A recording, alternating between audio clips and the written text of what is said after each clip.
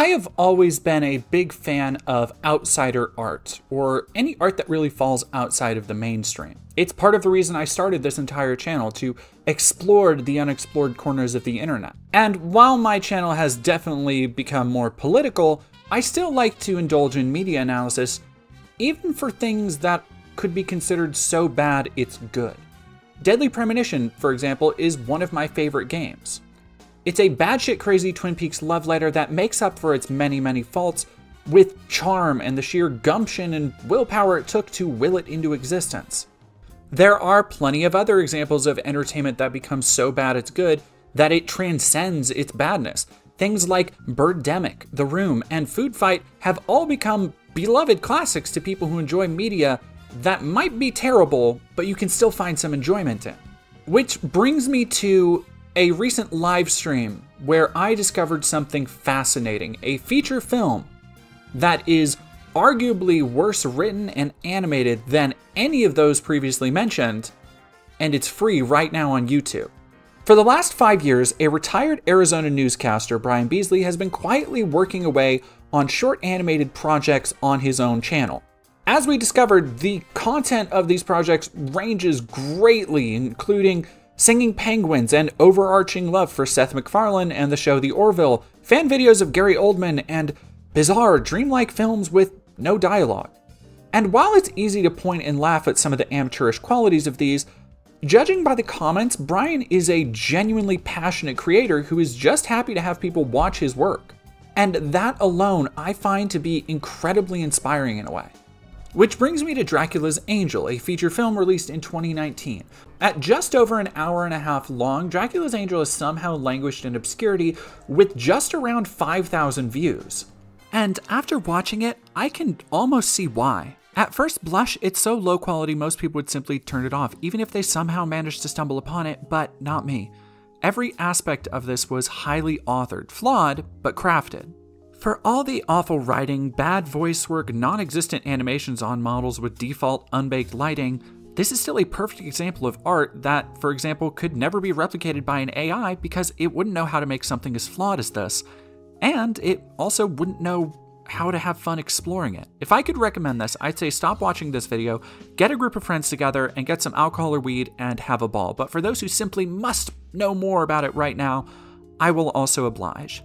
The YouTube video description offers some insights into the film's creative process. The Unvisible Universe presents a full-length animated feature film running 1 hour and 27 minutes. Dracula's Angel is truly an independent film. Over 4 years in the making, Brian Beasley and Carol Carson are the writers and voice actors on the film. Brian directed and edited the film as well as created the soundtrack. The budget for the film was under $20,000 and was completely self-financed. The entire film was created on Mac using Poser, Final Cut, and GarageBand. According to his Twitter I tracked down, Brian retired specifically to finish this film. A quick search shows that while Unvisible Universe appears to be trademarked, it is no longer an actual company. It was registered in 2010, and the trademark lapsed in 2015, which likely means that Brian had been trying to get this idea off the ground for several years before that, though I'm not sure why the TM lapsed when the film should have been entering its 4-year production run outlined in the video description. But as you're soon to find out, not much is gonna make sense here. There's so much to talk about with Dracula's Angel, but one thing I am absolutely certain of is that this is the singular cinematic vision of one man, brought to life with fierce passion in the face of inexperience and anything else that might get in his way.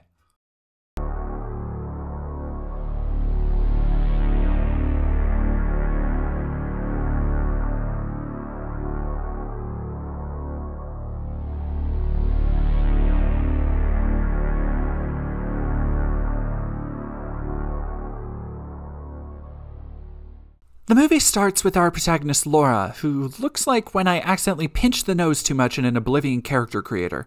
We get more cuts than an Iron Fist fight scene as she dreams of dancing with 6 men before almost getting to dance with the... heck, she's awoken by a dad from an 80s movie who just wants to get right down to business.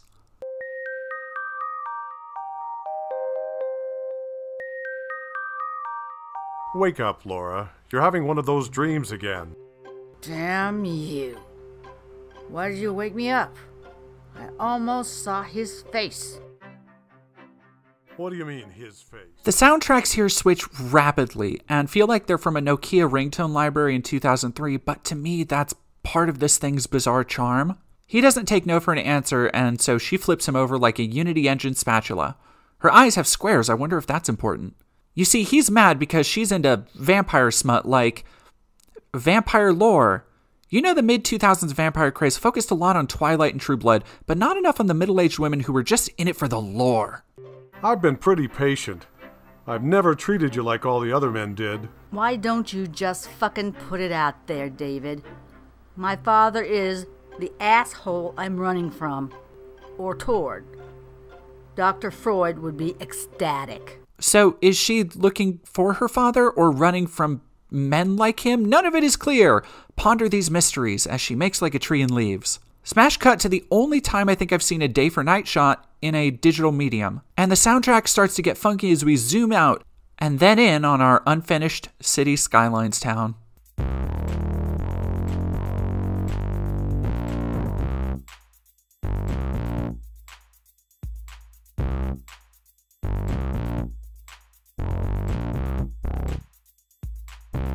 Suddenly, we're in somebody else's kitchen, and this hairball shows up and makes a portal like Organization 13 is going to show up.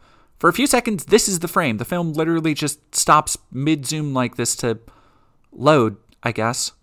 He bites this lady and goes to walk away. As he turns around on his Roomba, we get a classic Tarantino homage, and then he just kills her. Is that music the sound of tonal whiplash? No longer need, nor desire, companionship.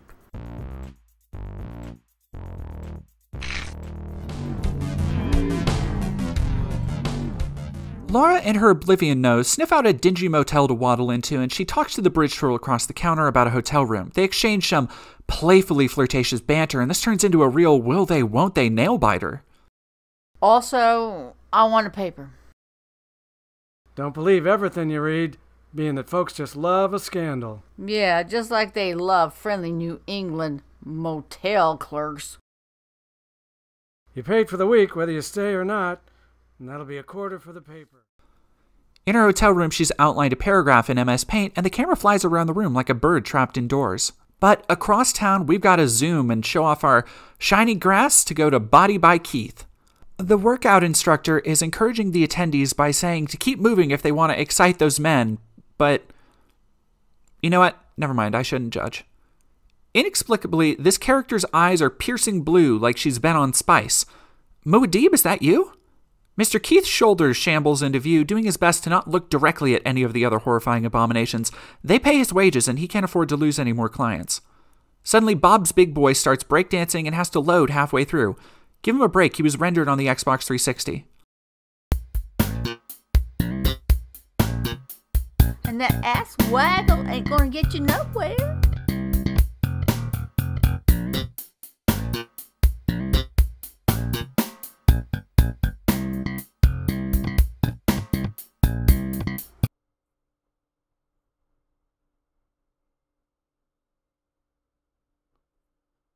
Apparently, this massive frog-human hybrid is going to hook up a stud like Keith and play wingman, or wing baby, I guess.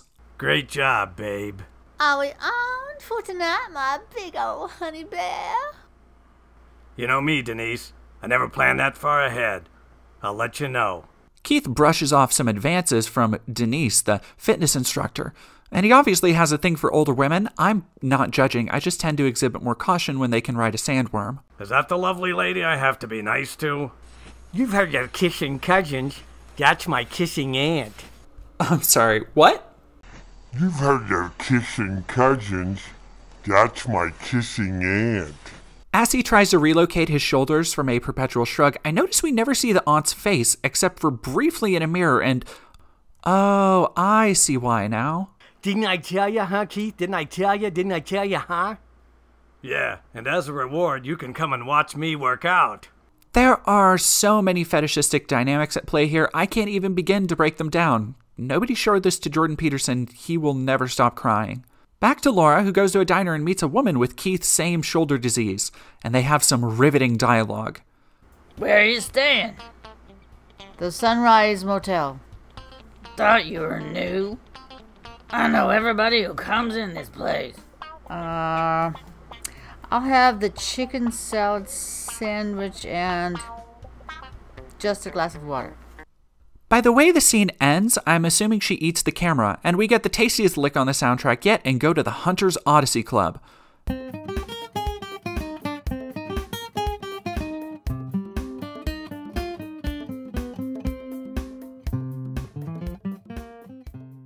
The camera keeps zooming across a bar that looks like Francis York Morgan will walk into it at any moment. That or a D&D party. Keith has lost his shoulder swelling and is chilling with Kaufman from Silent Hill 1. Oh shit, I dropped my 2 textures. You clumsy asshole. That tears it. I don't want you tagging along with me on the hunt. You'll just fall all over yourself and scare away all the game. Ah, come on, Keith. It was just an accident. Just get away, fat boy. This scene is mostly just Keith being a dick to this homunculus, before we get back to an establishing shot with that tasty guitar lick.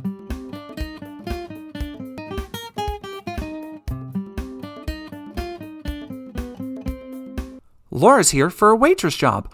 Oh, what will happen next? The drama is so compelling. Remember when there was vampires in this movie? Or did the fetish content distract you? Wait a minute. She knows her name. What does it take? Einstein? She's got great legs. A bitchin' bod. So give the little fox the job. Laura is rude no matter who she's talking to, but Keith is a chauvinist asshole, so doesn't take a hint. The scene ends and, oh, play it again.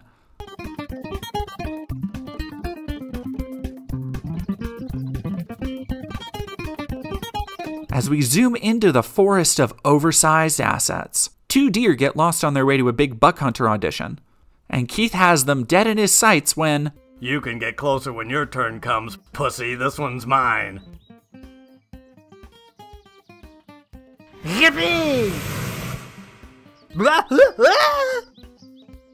Oh, shit. I'll let my reaction on stream, seeing this for the first time, speak, because honestly, I can't even come up with anything else to say. Words fail to describe the majesty on screen. Everyone gathers around to kiss the baby's boo-boo better, and Laura is giving sass to Keith. Work it, girl. I thought you were aiming at him. Didn't you want to mount him on your wall? What the hell do you mean by... Why don't we all go inside and toast the victim?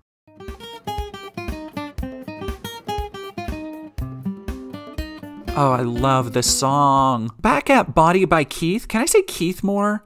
Melted Ryan Reynolds is asking where he can score some of that spice. Actually, he's just looking for Laura. What is it about women who are clearly only interested in fictional characters that makes guys want them even more? I'm not at all interested in your obnoxious friend. Keith, you just have to stop talking to Laura that way. I've had just about enough out of you. What Laura needs is to have a real man take over.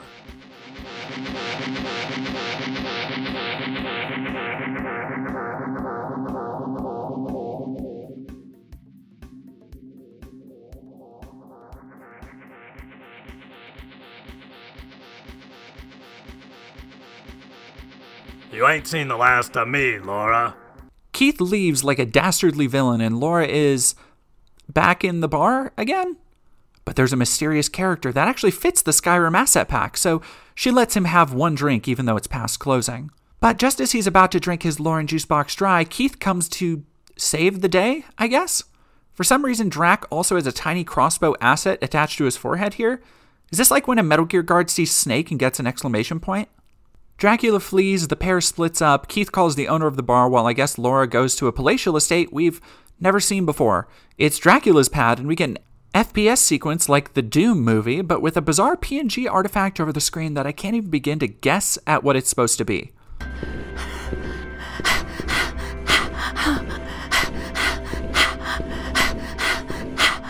Do you suffer from cough, chest pain, lowered lung capacity, or shortness of breath? You may be entitled to financial compensation for mesothelioma.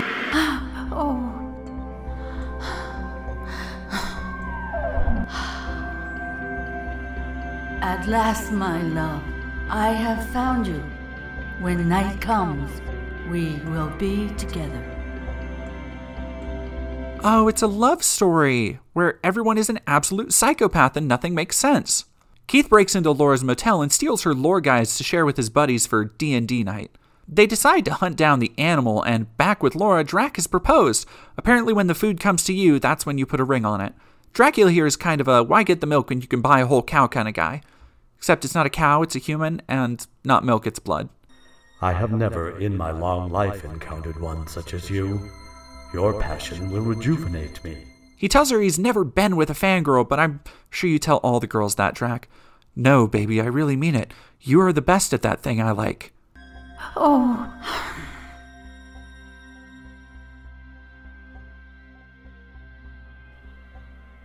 The third kiss from my mouth is to join my soul with your blood.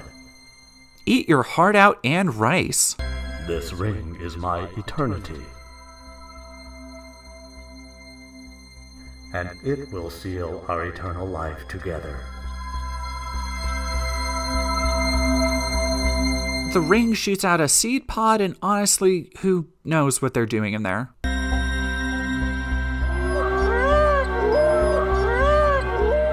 We get more digital day for night as the hunting trio hears the sweet sounds of vampire whoopee. Dracula tells Laura, I'm gonna go scare these missionaries off the lawn, you stay in bed, and then one of them tries taking him out with an arrow to the dick. Instead of just killing them all, he pulls out his best fire texture and some sparklers. Keith Elon Musk, however, is unimpressed and goes for a kill shot, piercing his heart and sending him back to the Shadow Realm, apparently inside the ring, but the dog is still here. Well, if here's your Keith, the old boogeyman killer. I have no idea what he's saying. Surfer Boy has been hanging around and apparently comes back to visit Keith about Laura. There's no job, no questions. I've got a business to run. Get the hell out of here.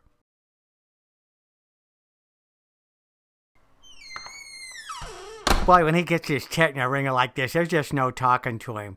Come on with me, I'll buy you a drink. The pair goes to the town's premier non-Tolkien-themed bar, and Brian is going to town on this soundtrack.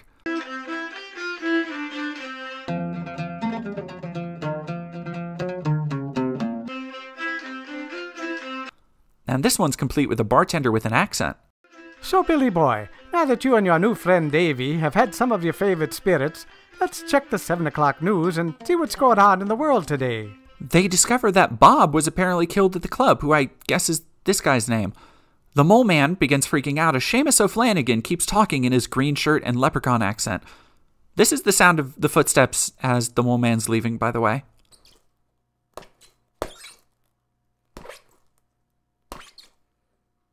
It's like rubbing two hot dogs together in Vaseline. And galelt of Irish laughter. You can hear the Beatles sing. When Irish hearts, when Irish hearts are happy. He's not drunk, that's just how the actor sounds. Laura appears from fog, and he acts like it's the most normal occurrence in the world, and she just fucking... You finally give Macho Man a chance?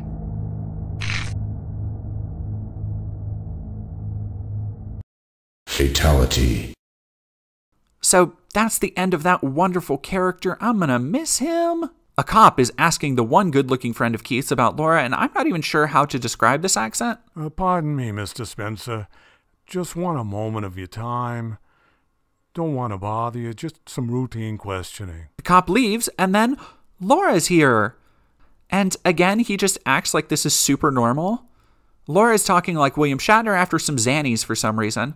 The only one in dire need of help, Jeff, is you.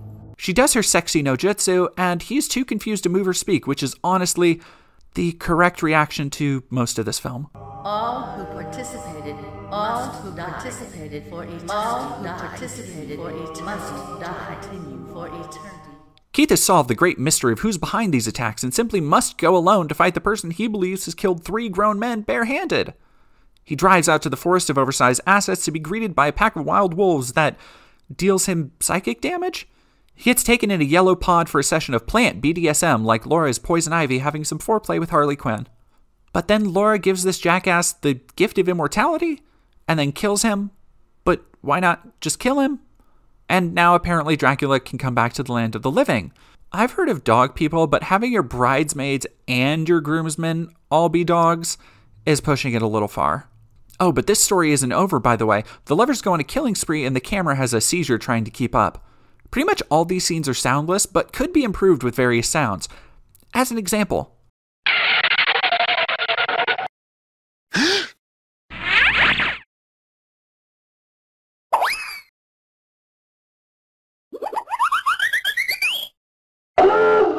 Then they read each other their middle school emo poetry. Your eyes, my darling, so dark, beseech me with flames. You, my angel, have set fire to the ancient flames. Meanwhile, the ex has found a job at the Irish bar, but then he gets fired and can't find Laura and decides to skip town, so why did you come out here to begin with? We get an audio loop to match the walking animation loop as he makes his way down Old Yarnum.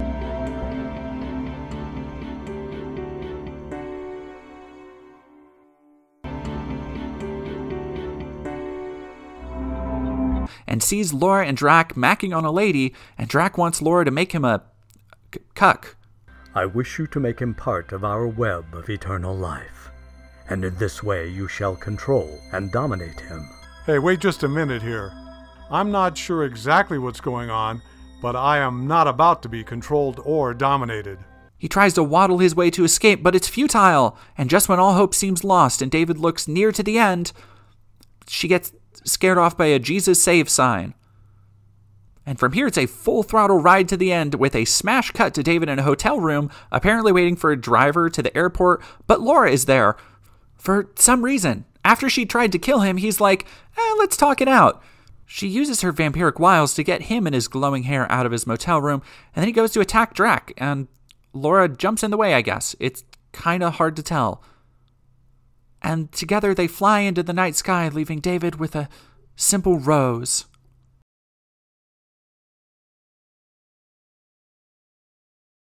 So that is Dracula's Angel. On one hand, it is incredibly poorly made and in many ways laughably executed, but underneath the lacking execution is a true storytelling vision of one person.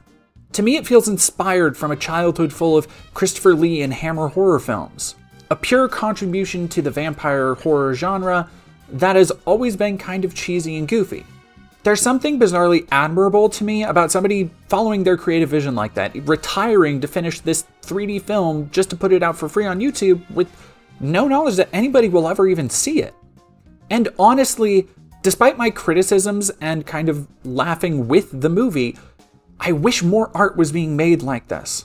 Dracula's Angel is raw, unpolished, but that's also kind of what makes it honest. It isn't cynical, it's got a softness to it that I think, like The Room and Birdemic, appeals to the so bad it's good mentality, that it invites you to just find any kind of entertainment in it, even if that's laughing along with it. Is it the work of a mad genius? I'll let you decide. But I, for one, hope that this very limited spotlight from this video can at least get it a couple more fans, because Brian seems like a genuinely nice guy who just wants more people to see and enjoy his work. I hope that he continues to make his own incredibly unique, bizarre art, and I hope that even more other people are inspired by his art to make their own. He did mention in a comment that there may be an upcoming Blu-ray release, and possibly merch if there's a demand for it. So if that's something you'd like to go see, please go check out this video for your own. Go like it, go get some friends together, grab some drinks, and have a good time. Hello everybody, and thank you very much for watching. I know that this is kind of a totally different thing than what I usually do, but I've been doing a lot of hard work lately on some really harsh subjects, including research I'm doing for upcoming videos. So I wanted to take a little bit of a break and have fun shining a spotlight on this weird little project we stumbled across on stream. So let me know what you think of this, and if this is something you'd like to see me do more of. And if you would like to support me and join these wonderful people that are scrolling across your screen right here, be sure to check out the links down below. And I am also working for both my patrons and anybody else curious, still working on some very big projects, including the Queer History series that I've been putting together for Pride Month and some other fun Pride projects. So I hope you look forward to those as well throughout the month of June. As always, thank you so much for watching, and I hope you have a good day.